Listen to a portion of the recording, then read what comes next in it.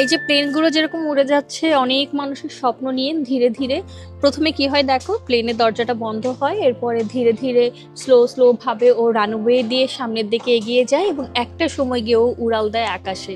এবং এই বিশাল আকাশে আমরা তাকিয়ে থাকি, দেখতে থাকি, এবং যত উপরে যায় তত নিচের জিনিসগুলো অনেক ছোট মনে হয়, তাই না বলো? সবকিছু কেমন যেন অনেক সহজ লাগে।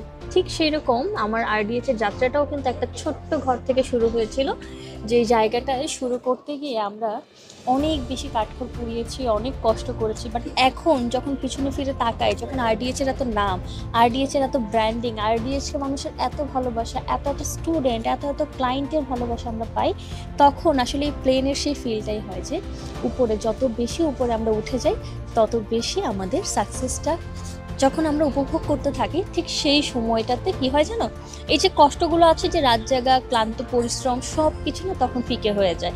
তখন মনে হয় যে ঠিক আছে, আরও এগিয়ে যেতে হবে, আমরা আরও এগিয়ে যাব।